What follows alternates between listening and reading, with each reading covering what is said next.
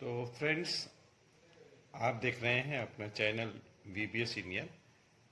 और इस सेशन में हम लोग डिस्कस करने वाले हैं physics class 10th ICSE board का मल्टीपल चॉइस क्वेश्चन।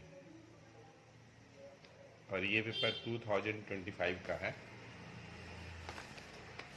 इसमें जो मल्टीपल चॉइस क्वेश्चंस हैं इस टाइप से हैं।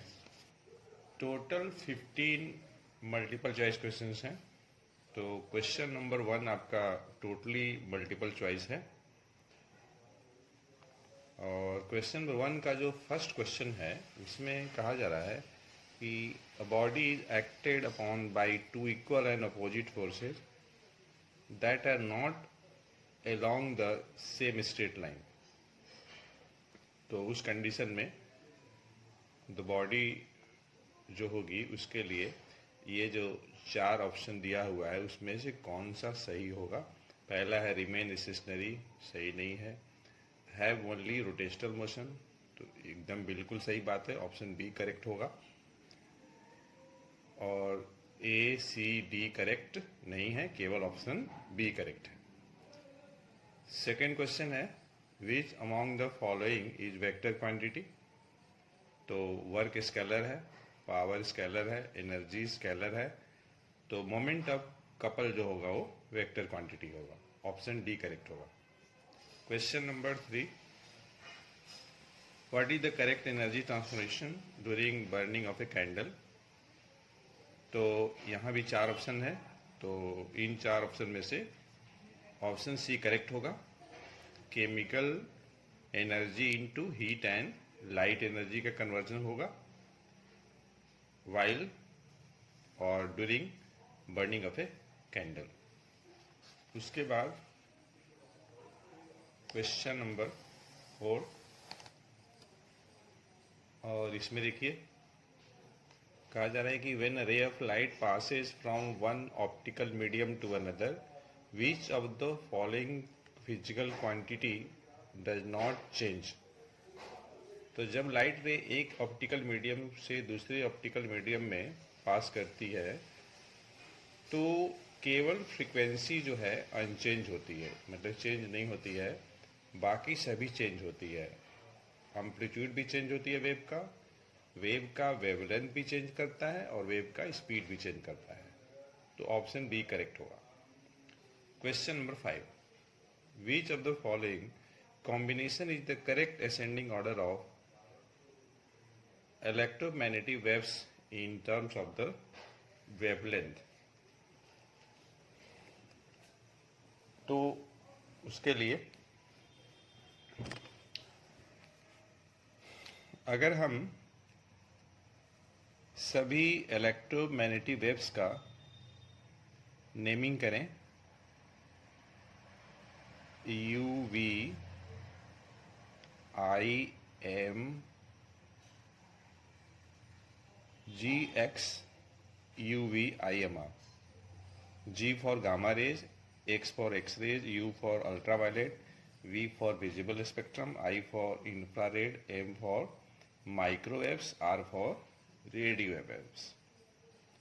तो इंक्रीजिंग ऑर्डर ऑफ वेवलेंथ, तो जब आप गामा रेज से रेडियो वेव्स की तरफ बढ़ते हैं तो आपका वेवलेंथ जो है इंक्रीज करता है।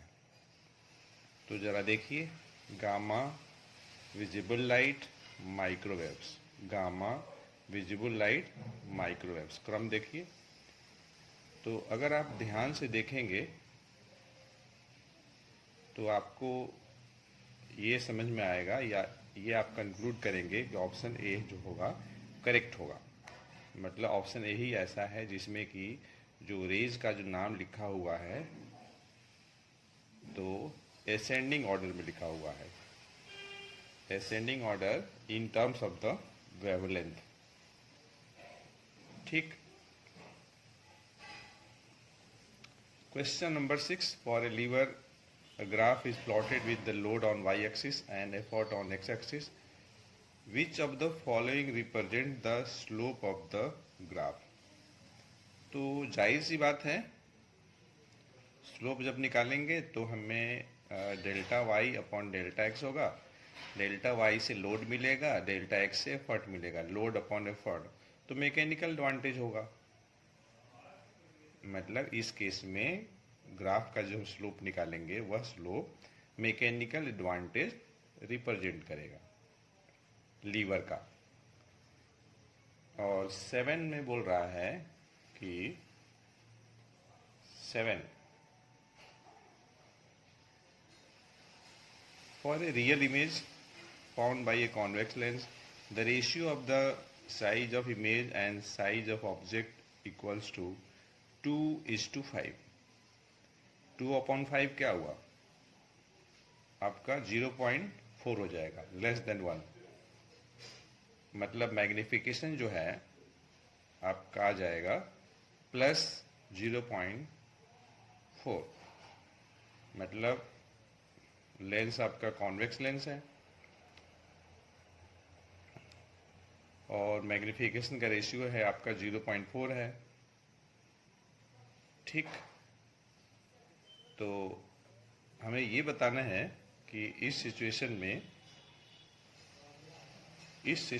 में ऑब्जेक्ट की पोजीशन कहाँ होगी, जिस पोजीशन के लिए साइज ऑफ इमेज और साइज ऑफ ऑब्जेक्ट का जो रेशियो होगा 2:5 होगा। तो 4 ऑप्शन में से ऑप्शन बी आपका करेक्ट होगा, beyond 2F। Question number 8. A ray of light is incident normally on a face of an equilateral prism. The ray gets totally reflected at the second refracting surface. Total deviation produced in the path of the ray आपका 60 degree हो जाएगा। इसमें ये जो 4 option है उसमें से option B आपका करेक्ट होगा। उसके बाद है next 9. In a closed circuit containing a bulb and a cell, electromotive force epsilon and terminal voltage capital B is related as। तो इसमें ऑप्शन बी आपका करेक्ट होगा, terminal voltage equals to epsilon minus IR, क्योंकि circuit closed है, circuit में current flow कर रही है। Question number 10. A metal piece of mass 5 gram has thermal capacity 2.5 joule per Kelvin. If the mass of the metal is tripled, then specific heat capacity will be।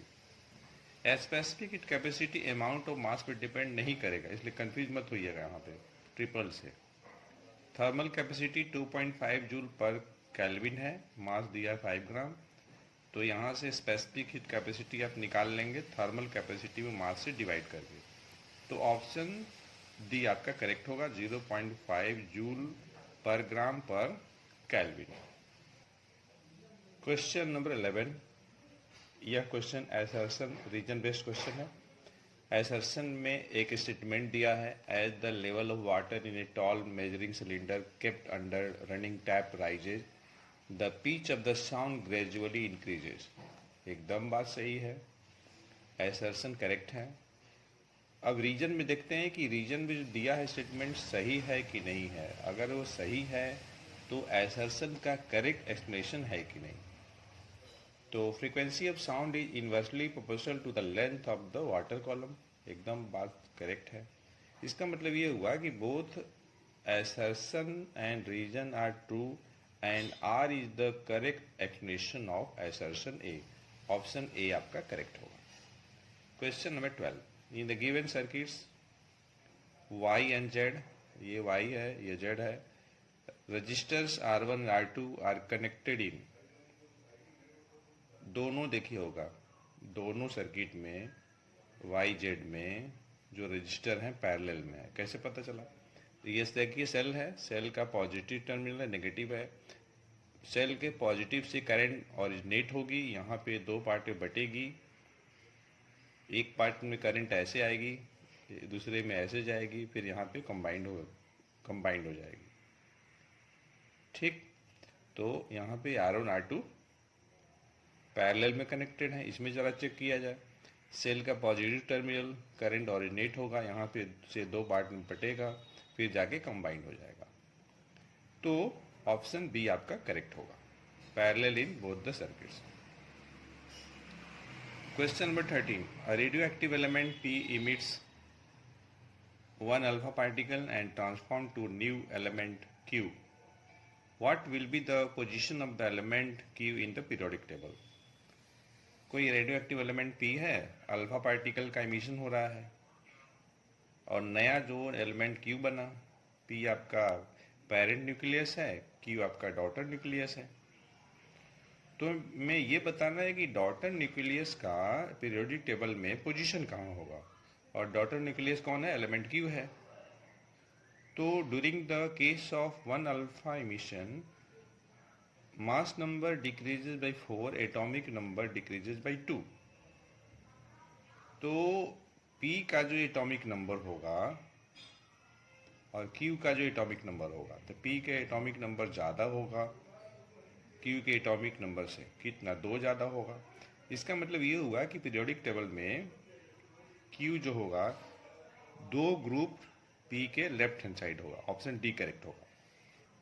Question number 14, each of the substances given below is supplied with the same amount of heat. Which one will attain the highest temperature? Substance हमारे पास lead है, aluminium है, copper है, iron है, इन सभी को same amount of heat supply किया जा रहा है।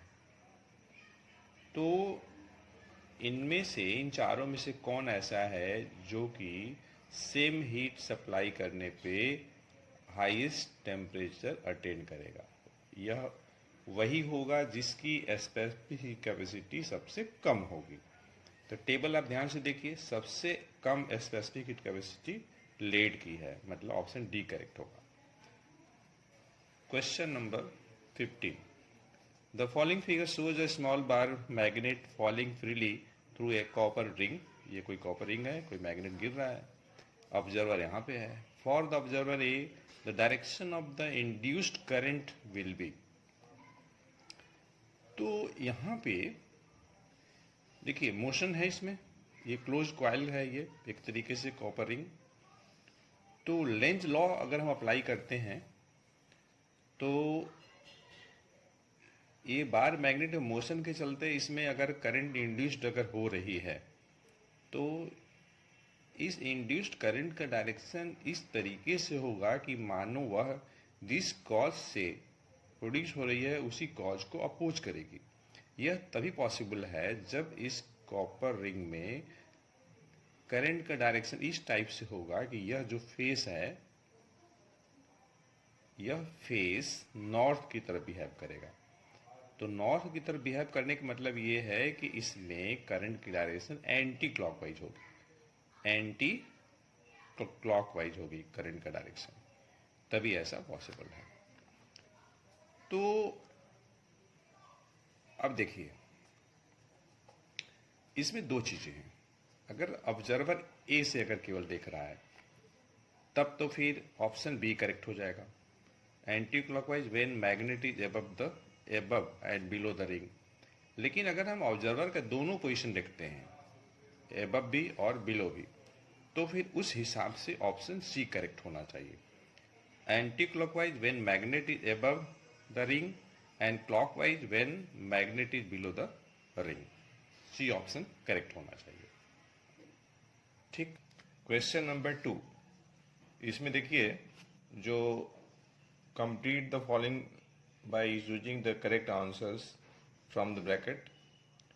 पहला है in uniform circular motion centrifugal force acts. तो 3 ऑप्शन है, सही होगा आपका away from the centre. Refractive index of a medium is independent of angle of incidence, क्योंकि ये बाकी टेम्परेचर पे, वेवलेंथ पे डिपेंड करता है। Heat एब्जर्व during change of phase depends on, ये 3 ऑप्शन है, तो सही ऑप्शन क्या होगा, मास होगा। EMF of a cell is equal to terminal voltage when cell is in open circuit. In step up transformer the turns ratio कह लीजिए या तो फिर ट्रांसफॉर्मेशन रेशियो कह लीजिए, तो ग्रेटर देन 1 होता है, मोर देन 1 सही होगा। The nuclear radiation with lowest ionising power is gamma. Gamma का आयोनाइजिंग पावर सबसे लिस्ट होता है, लोएस्ट होता है। सेकेंड, नॉन यूनिफॉर्म काइट ये है, is hanging freely from the branch, ये कोई ब्रांच है ट्री का, as shown. Study the figure and answer the following, fill the blanks. P Q R S में से कौन जो है मोस्ट प्रोबेबल पोजीशन है सेंटर ऑफ ग्रेविटी का।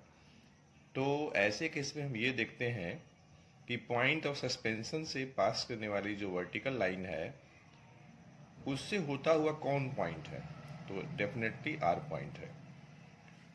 तो ये जो आर पॉइंट है just below the point of suspension और ये वर्टिकल लाइन पर ही लाई करेगा, इसलिए आंसर आर हो जाएगा। रीजन भी हो गया, as it is just below the point of suspension and on the vertical line passing through the point of suspension. ये देखिए second, the displacement time graph for a sound wave produced by vibrating wire is shown below. along the y axis displacement है और along the x axis time है। ये हमारे पास एक curve है, तो इसमें दो पार्ट है।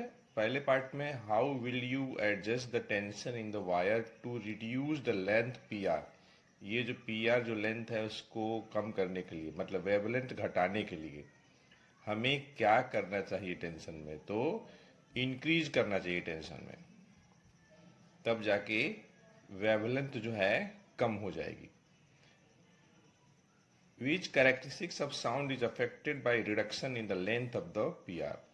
तो अगर आप टेंशन इंक्रीज कर देंगे वेवलेंथ घटाने के चक्कर में, तो फिर फ्रीक्वेंसी जो है अफेक्ट हो जाएगी। क्वेश्चन नंबर 3, इसमें बोला जा रहा है कि a ray of light enters a rectangular glass slab submerged in water at an angle of incidence 55 degree. Does this ray undergo total internal reflection when it moves from water to glass? तो देखिए total internal reflection के लिए दो condition है, light should travel from denser into rare medium, an angle of incidence in the denser medium should be greater than critical angle। तो पहली condition यहाँ पे फुलफिल नहीं हो रही है, क्योंकि लाइट का ट्रेवलिंग वाटर से ग्लास में हो रहा है। वाटर ग्लास के कंपेरिजन में रेयर है और ग्लास वाटर के कंपेरिजन में डेंसर है। सेकेंड कंडीशन तो वेरीफाई हो रहा है क्योंकि एंगल ऑफ इंसिडेंस 55 है जो कि क्रिटिकल एंगल से ज़्यादा है, लेकिन पहली कंडीशन फुलफिल नहीं हो रही है, इसलिए यहाँ पे टोटल इंटरनल रिफ्लेक्शन नहीं होगा। Second, according to new colour convention which colour of the wire is connected to metallic body of the appliances. तो डेफिनेटली अर्थ, लेकिन कलर पूछ रहा है तो अर्थ का जो कलर होता है according to colour coding yellow और ग्रीन।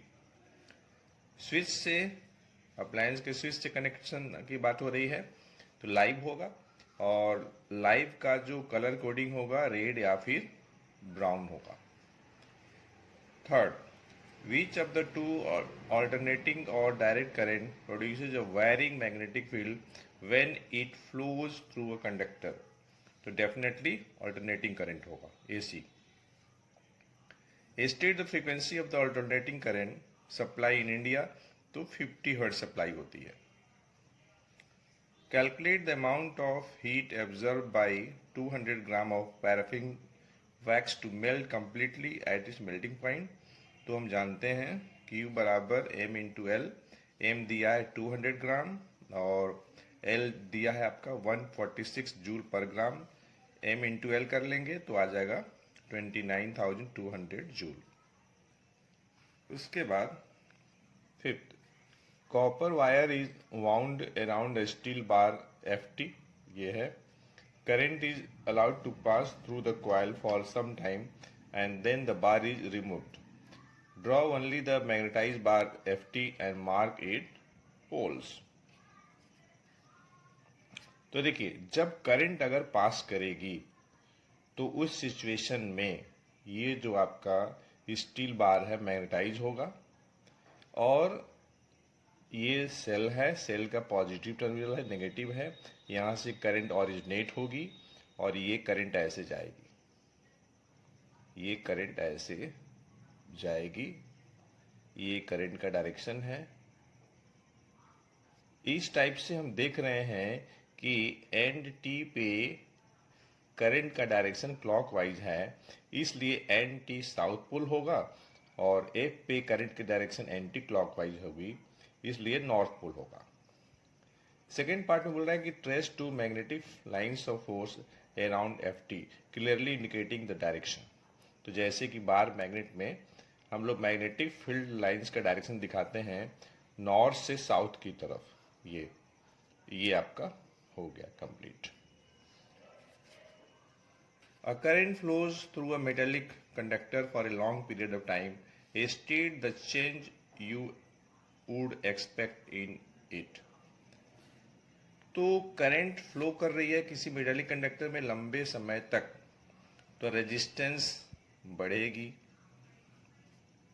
क्योंकि जूल्स लॉ ऑफ हीटिंग के अनुसार अमाउंट ऑफ हीट प्रोड्यूस जो होगी that will be proportional to I square R T. I जो है करंट है, आर रेजिस्टेंस है, टी टाइम है, तो लॉन्ग पीरियड ऑफ टाइम दिया ही है यहाँ पे, तो रेजिस्टेंस भी बढ़ेगा और टेम्परेचर बढ़ने के साथ साथ मेटेलिक कंडक्टर केस में रेजिस्टिविटी भी बढ़ती है, तो ये दोनों बढ़ेगा, रेजिस्टेंस भी बढ़ेगा और रेजिस्टिविटी भी बढ़ेगा।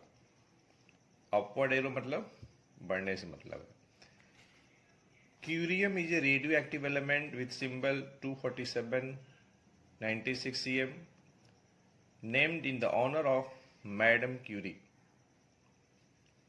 The graph of number of protons versus number of neutrons for some elements are shown below. ये ग्राफ है, y एक्सिस पे नंबर ऑफ प्रोटॉन्स है, x एक्सिस पे नंबर ऑफ न्यूट्रॉन्स है। R क्यू पी और ये एस पॉइंट है, ठीक। यहाँ पे 146 है, ये 148 है, 150 है, 152 है, 154 है, ऐसे करके है। पहला पार्ट है which point on the graph indicates the element C M. तो एलिमेंट सी एम को हमें बताना है कि ये जो 4 पॉइंट है इसमें कौन ऐसा पॉइंट है जो कि सी एम को रिप्रेजेंट कर रहा है। तो देखिए, सीएम का एटॉमिक मास नंबर 96 है, तो 96 के सामने आर क्यू पी 3 पॉइंट है, इन्हीं तीनों में से कोई एक होगा। अब हम ये देखेंगे कि मास नंबर किसका 247 है। तो देखिए, अगर आप ध्यान से देखेंगे तो यहाँ पे 151 है, तो 151 आपका नंबर ऑफ न्यूट्रॉन्स और प्रोटॉन की संख्या 96, अगर आप प्लस करते हैं 151 और 96 तो आपका आ जाएगा 247 और 96 आपका एटॉमिक नंबर है। इसका मतलब ये हुआ कि जो पॉइंट P होगा वह जो होगा एलिमेंट CM को रिप्रेजेंट करेगा, ठीक। Second part, which point on the graph indicate daughter nucleus after CM undergoes radioactive decay of 1 alpha followed by 2 beta। अब यहाँ पे देखिए, CM है, mass number 247, atomic number 96। In the case of alpha emission, mass number decreases by 4, तो 247 minus 4 करेंगे 243 आ जाएगा, and atomic number decreases by 2, तो 96 से 2 कम 94 हो जाएगा। लेकिन साथ ही साथ 2 बीटा पार्टिकल भी मीट हो रहा है, तो in the case of emission of beta particle, there will be no change in the mass number, but atomic number increases by 1. तो चूंकि 2 बीटा पार्टिकल इमिट हो रहा है, इसलिए जो एटॉमिक नंबर 96 से 94 हो गया था वो फिर वापस 96 हो जाएगा, लेकिन मास नंबर में कोई चेंज नहीं होगा। तो ये जो डॉटर न्यूक्लियस हुआ उसका मास नंबर 243 होगा और एटॉमिक नंबर 96 होगा। तो हम देख रहे हैं कि डॉटर न्यूक्लियस और पेरेंट न्यूक्लियस का एटॉमिक नंबर 96 है। तो 96 अब इस 96 में आर भी है, क्यू भी है, पी भी है। अब देखिए, अच्छा हमें मास नंबर देखना है। एटॉमिक नंबर तो 96 में 3 है। मास नंबर देखने के लिए मास नंबर 243, तो देखिए आर के पास प्रोटॉन की संख्या 96 और यहाँ पे अगर आप आएंगे तो यहाँ है नंबर ऑफ प्रोटॉन्स 147। तो 96 और 147 आपका आ जाएगा 243। अब इस लाइन पे आर भी है, एस भी है, तो एस नहीं होगा, आर होगा, क्योंकि हमें प्रोटॉन की संख्या भी देखनी है। ये है ना आपका 96, मतलब आर पॉइंट होगा। थर्ड में है state the mass number of the daughter nucleus, तो डेफिनेटली 243 हो जाएगा। तो क्वेश्चन नंबर 4 देखिए आपके सामने है। ये कोई डायग्राम है, यहाँ 60 डिग्री है, यहाँ पे 90 है, मतलब यहाँ पे 30 होगा।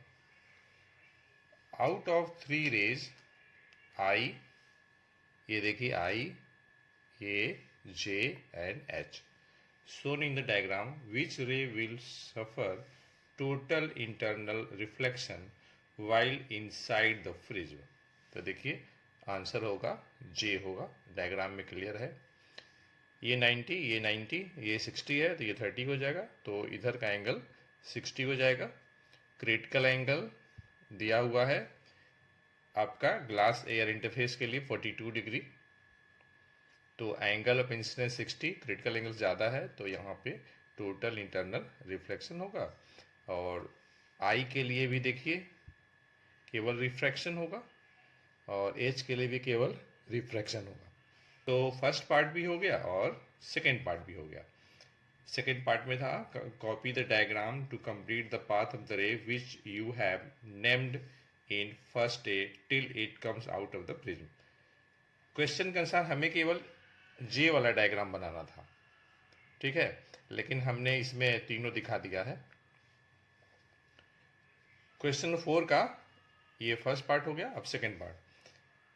अ rectangular glass block of refractive index 1.5 has an air bubble, यहाँ पे है, trapped inside it as shown in the diagram. When seen from the surface AB, it appears to be 4 centimetre deep. तो 4 सेंटीमीटर यहाँ पे जो दिया है आपका एपरेंट डेप्थ दिया हुआ है, ठीक। और रिफ्रैक्टिव इंडेक्स 1.5 है, तो हमें एक्चुअल डेप्थ निकालना है एयर बबल का फ्रॉम द सरफेस AB। तो देखिए refractive index is equal to real depth upon apparent depth. Apparent depth 4 centimetre question में दिया हुआ है।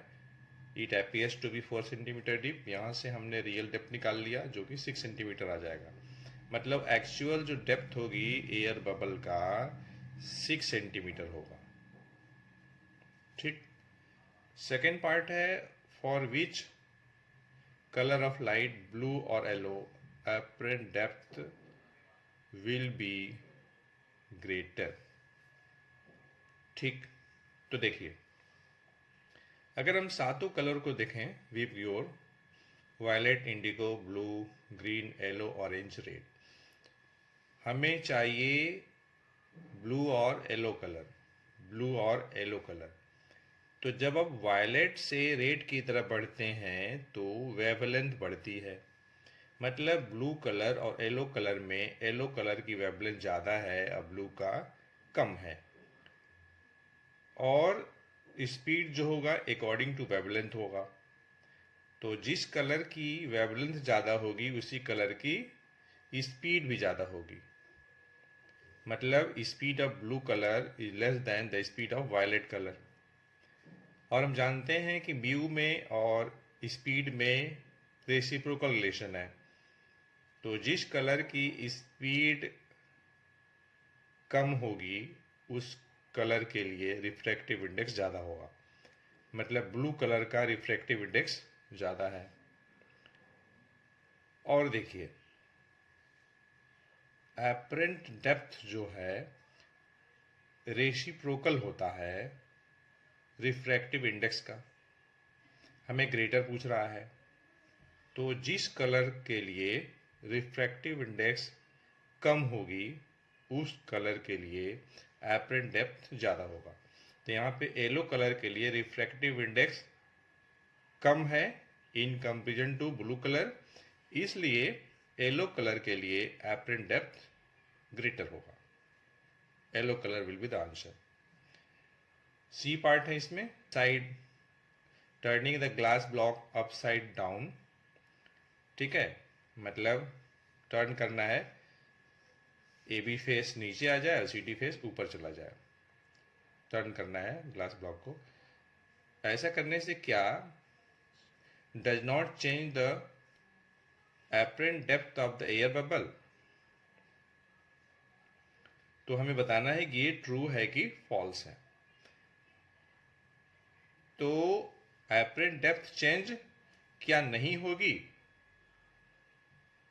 तो ऐसा करने से एपरेंट डेप्थ चेंज होगी। लेकिन यहाँ कह रहा है कि अगर हम सी डी को ए बी बना दे, ए बी को सी डी बना दे, तो क्या एपरेंट डेप्थ चेंज नहीं होगी। तो ये जो स्टेटमेंट है ये फॉल्स है।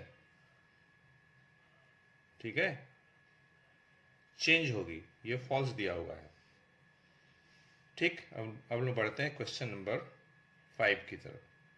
तो क्वेश्चन नंबर 4 का थर्ड पार्ट, इसमें देख बोल रहा है कि N object is placed at 2f position of a convex lens, draw a diagram showing the formation of the image. ये आपका कॉन्वेक्स लेंस है, ये प्रिंसिपल एक्सिस है, यहाँ पे एफ है, 2f है, इधर भी एफ 2f है। 2f पे ऑब्जेक्ट है, 2 रे हमने लिया है, 1 ray parallel to principal axis and other ray passing through the optical centre. तो ऑप्टिकल सेंटर से जाएगी वैसे ही चली जाएगी, पैरेलल वाली आपका मेन फोकस से जाएगा। तो यहाँ पे इमेज बन गया। सेकेंड पार्ट है इसमें, B part, how will the size of the image change if we only replace the lens in the above arrangement with another lens of greater focal length. हम दूसरा लेंस इस्तेमाल कर रहे हैं जिसका कि फोकल लेंथ पहले वाले से ज़्यादा है। तो चूँकि 2f पे ऑब्जेक्ट है और यहाँ पे हम देख रहे हैं नेचर ऑफ इमेज की अगर हम बात करते हैं तो 2f पर ही बनेगा, दूसरे साइड सेम साइज का बनेगा, रियल होगा इन्वर्टेड होगा, तो साइज तो सेम है। तो अगर हम दूसरे लेंस का इस्तेमाल करते हैं जिसका फोकल लेंथ ज़्यादा है तो इमेज की साइज जो है अनचेंज रहेगी। तो size of the image remains unchange होगा answer. Question number 5, an object is placed in front of a concave lens at a distance of 45 centimeter. If its image is found at a distance of 30 centimeter from the lens, calculate the focal length of the lens. U दिया है 45, negative ले लेंगे, object distance always taken as negative in view of sign convention. और देखिए image भी दिया हुआ है इसमें, इमेज डिस्टेंस 30 सेंटीमीटर, तो ये हमने ले लिया 30 सेंटीमीटर नेगेटिव लिया। क्यों लिया, क्योंकि हमारे पास जो लेंस है कॉनकेव लेंस है, तो कॉनकेव लेंस में इमेज उसी साइड बनती है जिस साइड ऑब्जेक्ट होती है, इसलिए v नेगेटिव हो गया। हमें एक फोकल लेंथ निकालनी है लेंस का, तो 1/f equals to 1/v minus 1/u। u और v का वैल्यू हमने रख दिया प्रॉपर साइन के साथ, तो आपका आ जाएगा 1/90 -1/90, तो f जो होगा -90 सेंटीमीटर आ जाएगा। मतलब फोकल लेंथ 90 सेंटीमीटर होगी। नेगेटिव साइन तो बता रहा है कि लेंस किस काइंड का है, तो लेंस कौन सी है, तो कॉनकेव लेंस है। और हम जानते भी है कि कॉनकेव लेंस का फोकल लेंथ नेगेटिव होता है। 5 का second part, 2 rays P Q, एक पी क्यू है, आरएस है। Incident on rectangular glass block as shown in the diagram, observe the diagram and answer the questions that follow. तो ये देखिए, दो पी क्यू के लिए, आर एस के लिए एंगल ऑफ इंसिडेंस सेम है और ग्लास ब्लॉक भी वही है। एंगल ऑफ इंसिडेंस सेम है दोनों रे के लिए। तो ये बताना है कि इन दोनों रे में से किसका ग्रेटर लैटरल डिस्प्लेसमेंट होगा on emerging out of the block. हमने देखिए डायग्राम भी बनाया हुआ है। आप ऑब्वियसली देख सकते हैं कि आर एस के लिए जो लैटरल डिस्प्लेसमेंट जो होगा ज़्यादा होगा in comparison to the incident ray P Q. और हमने रफली मेजर भी किया हुआ है। आर एस के लिए लैटरल डिस्प्लेसमेंट अप्रॉक्सीमेटली 9 मिलीमीटर होगी और इसके लिए अप्रॉक्सीमेटली 6 मिलीमीटर होगी। ठीक, अब देखिए, अगर हम दूसरे तरफ से ध्यान दें तो देखिए, lateral displacement T sine I minus R upon cos R होता है। ये आपका रिलेशन है लेटरल डिस्प्लेसमेंट के लिए। टी आपका थिकनेस है ग्लास स्लैब का, ये thickness. I angle of incidence 35 है।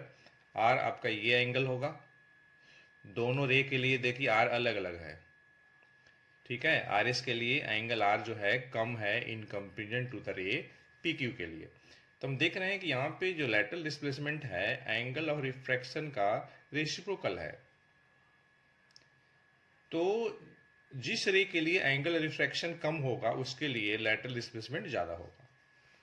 ठीक, बी पार्ट में है कि विच ऑफ द दीज टू रे will travel with greater speed in block. तो देखिए, आई डेल्टा बराबर क्या होगा, आई माइनस आर। ये आपका डेल्टा है, ये दोनों रे के लिए। तो आई माइनस आर, तो आई माइनस आर निकालेंगे तो आई तो दोनों के लिए सेम है। तो इसका मतलब जिस रे के लिए आर की वैल्यू कम होगी वो ग्रेटर होगी, और जिस रे के लिए आर की वैल्यू ज़्यादा होगी उसके लिए जो डेल्टा होगा वो लेस होगा। तो ऑब्वियसली पी क्यू के लिए डेल्टा इतना एंगल है, आर एस के लिए डेल्टा इतना एंगल है, तो delta P Q is less then delta R S. ठीक, अब देखिए, यह जो एंगल है, ये एंगल डेविएशन का मेजरमेंट डिपेंड करेगा स्पीड पे। तो जिसकी स्पीड ज़्यादा होगी उसमें डेविएशन कम होगा। हम देख रहे हैं कि पी क्यू के लिए डेविएशन कम है, मतलब पी क्यू रे का जो स्पीड होगा वो ज़्यादा होगा। तो पी क्यू है इसका answer. P Q R S में पी क्यू का स्पीड ज़्यादा होगा। स्कैटरिंग किसकी ज़्यादा होगी, तो देखिए, intensity of scattered light I according to Rayleigh criteria, intensity of scattered light will be inversely proportional to the fourth power of the wavelength of light। तो हम देख रहे हैं कि PQ का स्पीड ज़्यादा है, इसका मतलब PQ रे का वेवलेंथ भी ज़्यादा होगा और RS का वेवलेंथ कम होगा। तो जिस रे का वेवलेंथ कम है उसकी स्कैटरिंग ज़्यादा होगी एटमॉस्फेयर में। तो हम देख रहे हैं कि आर एस रे का वेवलेंथ कम है, इसलिए आर एस रे का स्कैटरिंग ज़्यादा होगा। थर्ड है,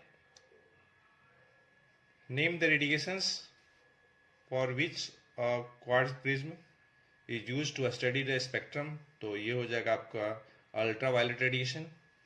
विच are used in remote sensing devices, infrared radiation, which are used in traffic signal in India, the visible light। आप देखते भी हैं 3 कलर होता है, रेड, येलो, ग्रीन, सिग्नल के लिए इस्तेमाल होता है। बी पार्ट है, name one property common to all electromagnetic radiations. तो जितने भी इंटायर इलेक्ट्रोमैग्नेटिक स्पेक्ट्रम है they are travel with 3 × 10⁸ metre per second in vacuum. हम लोग बढ़ते हैं नेक्स्ट क्वेश्चन। क्वेश्चन नंबर 6 में बोल रहा है कि Akash takes uniform metre rule, metre scale का ही रूल की बातें की है, and suspends a weight of 2 newton at one end X, ये एक्स एंड है, and weight of 5 newton on the other end Y, यहाँ पे 5 newton. He then balances the ruler urgently on a knife edge placed at 70 centimeter from end x, x से 70 centimetre, यहाँ से यहाँ तक, ये आपका नाइफ एज है। डायग्राम बन गया। अब मैं रूलर का वेट भी निकालना है। तो देखिए, चूंकि रूलर यूनिफॉर्म है इसलिए मीटर स्केल का जो वेट होगा सेंटर में होगा 50 सेंटीमीटर मार्क पे, और हम मान लेते हैं कि ये W है। सारा डिस्टेंस फलक्रम से, तो in the balance position clockwise moment is equal to anti clockwise moment. ये देखिए, सारा डिस्टेंस का मेजरमेंट हम लेते हैं फलक्रम से, फलक्रम 70 पे है, तो 2 न्यूटन वाली फोर्स का जो डिस्टेंस हो जाएगा फलक्रम से, ये आपका 70 हो जाएगा। और ये है वेट जो कि 50 सेंटीमीटर मार्क पे है, तो W का डिस्टेंस फलक्रम से 20 हो जाएगा। और ये देखिए यहाँ से फलक्रम का पोजीशन 30, ये पूरा मीटर रूल है ना, 100 सेंटीमीटर लेंथ होगा, फलक्रम 70 पे है, तो इसका मतलब इधर जो होगा 5 न्यूटन वाली जो फोर्स है उसकी जो लाइन ऑफ एक्शन होगी फलक्रम से 30 सेंटीमीटर के डिस्टेंस पे होगी। अब ये देखिए 140 हो गया प्लस 20, तो 150, ये आपका 150 आएगा माइनस 140, तो 150 140 अगर आप करेंगे तो आपका आ जाएगा 10 आ जाएगा, 10 20 W इजकल टू 10 हो जाएगा, तो W क्या हो जाएगा 1/2 मतलब 0.5, तो वेट हो जाएगा 0.5 न्यूटन हो जाएगा। ठीक है, ये आंसर हो जाएगा। सेकंड है 3 levers X, Y, Z of equal length are shown in the diagram। तो आप देख सकते हैं कि तीनों का तीनों में फलक्रम मिडिल में है, और फर्स्ट क्लास लीवर में फलक्रम जो होता है मिडिल में होता है। फिर बी पार्ट है अमॉन्ग दीज X, Y और Z which one will have mechanical advantage maximum, justify your answer. तो मैकेनिकल एडवांटेज क्या होता है, effort arm on load arm, तो ऑब्वियसली फर्स्ट क्लास का वह लीवर जो कि X है, 3 लीवर है ना X, Y, Z, तो इसमें देखिए एफर्ट आर्म ज़्यादा है, इसमें एफर्ट आर्म इतना है, इसमें ये इतना से यहाँ तक है, इसमें ये है। तो चूंकि इस वाले में एफर्ट आर्म ज़्यादा है इसलिए जो आपका लीवर जो X होगा उसकी मैकेनिकल एडवांटेज मैक्सिमम होगी इन तीनों में। ठीक, अब देखिए जो थर्ड पार्ट है,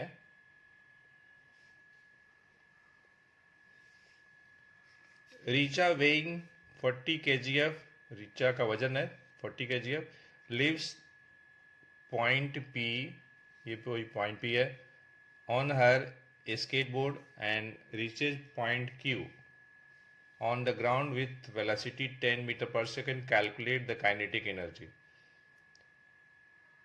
तो जो यहाँ पे पोटेंशियल एनर्जी होगी P पोजीशन पे, वही यहाँ पे Q पे काइनेटिक होगी, और ये बोल भी रहा है कि Q पे वह 10 मीटर पर सेकेंड के वेलोसिटी से पहुँच रही है, अप्रोच कर रही है। तो काइनेटिक एनर्जी हाफ mv², मास उसका 40 kg हो जाएगा, तो हाफ mv² लगाएंगे तो हमें काइनेटिक एनर्जी रीचा का मिल जाएगा पॉइंट Q पे 2000 जूल आ जाएगा। बी पार्ट में है द वर्टिकल हाइट निकालना है पॉइंट P का ग्राउंड से अबव, तो पॉइंट P पे जो पोटेंशियल होगी mgh वही हाफ mv² बराबर होगी Q पे। तो Q पे हमने हाफ mv² निकाल लिया है जो कि 2000 जूल हो जाएगा, मास उसका है आपका 40, जी आपका है 10, ठीक है ना, 10 दिया यहाँ, और इंटू एच। तो इस तरीके से पी का जो वर्टिकल हाइट है, ये जो हाइट है पी का आपका 5 मीटर आ जाएगा, ठीक है। सी पार्ट है the kinetic energy of the रीचा एट पॉइंट आर, यहाँ पे while moving from Q to R, Q से आर जाने पे उसने 500 जूल एनर्जी फ्रिक्शन के अगेंस्ट लूज कर दिया है। तो 2000 माइनस 500 कर लीजिए तो 1500 जूल आ जाएगा। Question number 7, draw block and tackle system of pulley with velocity ratio equal to 3। तो ब्लॉक एंड टैकल सिस्टम बना रहा हूँ। यहाँ देखिए आपका ये फिक्स्ड ब्लॉक है जिसमें कि 2 पुलीज हैं, और ये मूवेबल ब्लॉक है, और हमने एक टैकल लगा दिया है। इस लोड को सस्पेंड करने के लिए 1 2 3 सेगमेंट रिस्पॉन्सिबल हैं। तो अगर लोड का डिस्प्लेसमेंट अपवर्ड डायरेक्शन में अगर x हो रहा है डिस्प्लेसमेंट ऑफ लोड, तो डिस्प्लेसमेंट एफर्ट 3x होगा, क्योंकि यह जो लोड है 3 सेगमेंट के द्वारा बैलेंस्ड है। तो वी आर निकल जाएगा displacement effort upon displacement of load 3x upon x, तो आपका x कैंसिल 3 आ जाएगा। सेकेंड पार्ट में है submarine in the sea sends ultrasonic ping and stop watch is started simultaneously. The stopwatch stops on receiving the reflected wave from an obstacle and reads 1 minute 40 seconds। ये है time to hear and echo. तो यहाँ पे लगा देना है 2t equal to v into T लगा देना है, ठीक है। तो अगर आप d निकालते हैं तो हो जाएगा v इंटू टी अपॉन 2 हो जाएगा। v दिया हुआ है 1500, टाइम यहाँ से 1 मिनट में 60 सेकेंड, 60 प्लस 40 तो 100 हो जाएगा, अपॉन 2 कर लीजिए। तो इस टाइप से जो डिस्टेंस है ऑब्स्टेकल का सबमरीन से आपका आ जाएगा 75 किलोमीटर। थर्ड पार्ट में है the diagram given below show 2 sound boxes A and B with wires of same length L and tension 10 kgf। Length same है वायर का, but different cross-sectional areas. Simultaneously vibrating tuning forks of frequency 300 Hz are placed on boxes A and B, ठीक है। The paper rider falls off in the case of B but not in the case of A. Name and explain the phenomena responsible for the falling of the paper rider in B।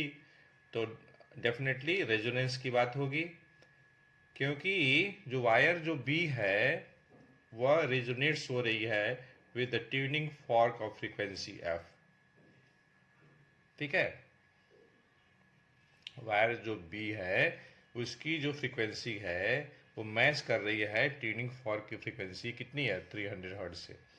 इसलिए wire जो आपका ये sound box जो B है उस पे जो wire लगा हुआ है उस पे पेपर राइडर रखने पे वह गिर जाता है।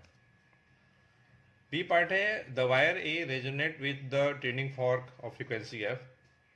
बता रहा है, ये ऐसा कह रहा है कि अगर वायर ए जो है वो रेजोनेट हो रही है ट्यूनिंग फॉर्क फ्रीक्वेंसी F के साथ, तो यह जो F होगी ग्रेटर होगी, लेस होगी या इक्वल टू होगी 300 के। तो डेफिनेटली वह जो होगी वह लेस होगी, ठीक। और इसका आंसर पूछ रहा है जस्टिफाई और आंसर, क्योंकि इसमें जो वायर लगे हुए हैं उसकी क्रॉस सेक्शनल एरिया इसके कंपेरिजन में ज़्यादा है, तो जिसकी थिकनेस ज़्यादा होगी उसकी फ्रीक्वेंसी कम होगी, ठीक है। क्वेश्चन नंबर 8, ये कोई डायग्राम है। यहाँ पे देखिए किलोवाट आवर मीटर है, यहाँ पे डुअल कंट्रोल स्विच है, लाइव और आपका न्यूट्रल दोनों में है कनेक्शन। यहाँ पे एक फ्यूज लगा हुआ है। तो what is the current rating of the device x? X तो फ्यूज है, कंपनी फ्यूज है आपका, तो 50 एम्पियर हो जाएगा. What is the difference between the switch Z and shown in the diagram and switches you use to operate different appliances at home? Obviously Z जो है आपका डुअल या डबल पोल स्विच है, और जो हम लोग घरों में इस्तेमाल करते हैं स्विच, वो आपका सिंगल पोल स्विच होता है. What is the unit of physical quantity displace in Y? तो ठीक है, किलोवाट आवर हो जाएगा, इलेक्ट्रिकल एनर्जी का यूनिट होता है. Second, study the diagram given below and answer the questions that follow. ये है आपका न्यूक्लियर फ्यूजन का. Name the process depicted in diagram nuclear fusion. What is the value of x? तो 236 हो जाएगा, 235 है यहाँ. आइडेंटिफाई वाई, तो न्यूट्रॉन है. थर्ड पार्ट, ये डायग्राम है इलेक्ट्रिकल सर्किट का. 3 बल्ब हैं, B1, B2, B3, और ये तीनों के तीनों आइडेंटिकल हैं. पावर रेटिंग दिया हुआ है 18 वाट, 12 वोल्ट, और यहाँ पे 12 वोल्ट की बैटरी लगी हुई है. तो हमें रेजिस्टेंस निकालना है हर एक बल्ब का. तो R = V² होता है. 18 का स्क्वायर करेंगे, अरे सॉरी, V आपका 12 है ना, 12 का स्क्वायर करेंगे तो 144 हो जाएगा. अपन पावर आपका 18 है, तो ये कटेगा 8 बार में. तो हर एक बल्ब का रेजिस्टेंस 8 ओम आ गया. Current drawn from the cell निकालना है, तो I बराबर, तो EMF सेल का 12 वोल्ट है. टोटल रेजिस्टेंस, तो देखिए टोटल रेजिस्टेंस ऐसे निकालेंगे. ये दोनों बल्ब जो है, चूंकि तीनों का तीनों बल्ब आइडेंटिकल है, तो एक बल्ब का हमने रेजिस्टेंस निकाला है 8 ओम. ये दोनों पैरेलल में है, तो इनका इक्विवेलेंट हो जाएगा 4 ओम. यहाँ पे 8 ओम है, तो 8 और ये 4 12, तो हम 12 से डिवाइड कर दिए, तो आपका आ गया 1 ampere. If the bulb B3 is removed from the circuit, then will the brightness of the B1 increase, decrease, remain same होगा. ये चूंकि दोनों बल्ब पैरेलल में है, तो पोटेंशियल डिफरेंस तो सेम होगा. ठीक. क्वेश्चन नंबर 9 का first, 30 gram of ice at 0 degree Celsius use to bring down the temperature of a certain mass of water at 70 degree Celsius to 20 degree Celsius. Find the mass of water. हमें दिया है specific heat capacity of water दिया है, और specific latent heat of ice दिया हुआ है. तो देखिए यहाँ पे जो आइस है आपका कूल बॉडी है, और वाटर आपका हॉट बॉडी है. तो हीट लॉस्ट बाय वाटर मतलब हॉट बॉडी, तो M हमें नहीं पता, हमें मास ऑफ वाटर निकालना है, तो M ले लिए इनटू वाटर की स्पेसिफिक कैपेसिटी 4.2, 70 से 20 आना है टेम्परेचर, तो फॉलिंग टेम्परेचर 50 हो गया. अच्छा, हीट गेन बाय आइस, तो पहले M × L लगेगा, 30 × 336 प्लस, अब देखिए आइस जो है मेल्ट होकर के वाटर बन गया. आइस एट 0 डिग्री सेल्सियस मतलब 30 gram of ice at 0 degree Celsius at first will changes into 30 gram of water eight 0 degree Celsius. उसके बाद इसका टेम्परेचर राइज करेगा. तो 30 इंटू वाटर का स्पेसिफिक कैपेसिटी इंटू मिक्सचर का टेम्परेचर चूंकि 20 है, ठीक है, क्योंकि वाटर का टेम्परेचर 70 से 20 आना है. तो ये हो गया. जब इसको हम सॉल्व करेंगे तो देखिए यहाँ से हमें क्या मिल जाएगा, ये कटेगा 2 बार में, तो M की वैल्यू मिल जाएगी 30 × 2 60 ग्राम मिल जाएगी. तो इस टाइप से मास मिल गया. हमें वाटर कितना चाहिए, तो 60 ग्राम चाहिए. ठीक. Second part, a certain amount of heat will warm 1 gram of material X by 10 degree Celsius and 1 gram of material Y by 40 degree Celsius. भाई एक मटेरियल X है, दूसरा Y है, और दोनों का मास भी सेम है, दोनों को same amount of heat supply कर रहे हैं. तो फिर किस मटेरियल का स्पेसिफिक कैपेसिटी हाई है? तो देखो, जिसमें राइज इन टेम्परेचर कम होगा उसकी स्पेसिफिक कैपेसिटी हाई होगी. Specific heat capacity will be inversely proportional to the rise in temperature. तो हमें हाई पूछ रहा है, किसका स्पेसिफिक हीट कैपेसिटी हाई है, तो जिसमें कि राइज इन टेम्परेचर लेस है, तो एक्स में है, तो एक्स आंसर हो जाएगा। सी है कि the specific heat capacity of a substance remains the same. नहीं, बी पार्ट में बोल रहा है कि विच मटेरियल एक्स और Y would you select to make calorimeter. तो जब एक्स का स्पेसिफिक कैपेसिटी हाई जो हाई है, जब x का स्पेसिफिक हीट कैपेसिटी हाई है तो फिर y का स्पेसिफिक हीट कैपेसिटी लो होगा। तो कैलोरी मीटर बनाने के लिए हमें ऐसा मटेरियल चाहिए जिसकी स्पेसिफिक हीट कैपेसिटी लो होती है, तो डेफिनेटली हम y लेंगे। सी में बोल रहा है कि the specific heat capacity of substance remain same when it changes its state from solid to liquid, तो फॉल्स होगा। जब स्टेट चेंज अगर हो जाएगा तो फिर अलग अलग स्टेट में सेम सब्सटेंस का स्पेसिफिक हीट कैपेसिटी डिफरेंट होगी। जैसे देखिए, वाटर की स्पेसिफिक कैपेसिटी 4.2 होती है, वहीं पे आइस का कितना होता है, 2.1 होता है। Third part, a copper rod PQ carrying current is kept in magnetic field as shown in the diagram. ये मैग्नेटिक फील्ड है, ये देखिए एक मैग्नेट है, यहाँ साउथ नॉर्थ, यहाँ पे नॉर्थ साउथ है। ये आपका कंडक्टर है, करंट कैरिंग कंडक्टर। ये देखिए करंट सप्लाई हो रही है इसमें, यहाँ पे है, ये करंट का डायरेक्शन हो जाएगा ऐसे। तो the copper rod PQ will move towards C, तो ये गलत है। इस कंडीशन में कॉपर रॉड का जो मूवमेंट जो होगा ए की तरफ होगा, इधर होगा, ठीक, इसलिए स्टेटमेंट क्या है, फॉल्स है। अब हमें लॉ का नाम बताना है, name the law use to determine the direction of motion of PQ। मतलब PQ का डायरेक्शन ऑफ मोशन जो आपने बताया कि ये की तरफ होगा, किस लॉ के बेसिस पे बताया, तो फ्लेमिंग्स लेफ्ट हैंड रूल पे बताया। यहीं पे फ्लेमिंग लेफ्ट रूल लगा देंगे तो हो जाएगा।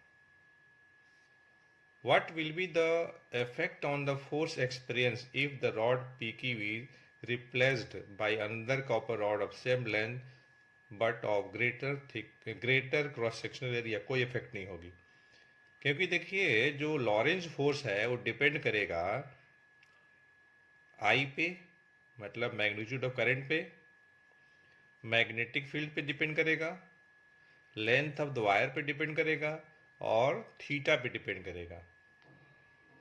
ठीक है, थीटा क्या है, theta is the angle between magnetic field and current carrying conductor कह लीजिए, तो नो आंसर हो जाएगा। जस्टिफाई और आंसर तो यहीं से हो जाएगा, जस्टिफिकेशन जो हमने सी में जो बताया कि कोई इफेक्ट नहीं होगी, तो जस्टिफिकेशन क्या हो जाएगा, क्योंकि जो लॉरेंज फोर्स है वह क्रॉस सेक्शनल एरिया पे डिपेंड नहीं करता है, और डिपेंड किस पे करता है, आई पे, बी पे, एल पे, और साइन थीटा पे, या थीटा कह लीजिए। तो इस तरीके से हम लोगों ने कंप्लीट कर लिया क्लास 10th ICSE बोर्ड का पूरा पेपर 2025 फिजिक्स का। तो फ्रेंड्स, थैंक्स फॉर वॉचिंग।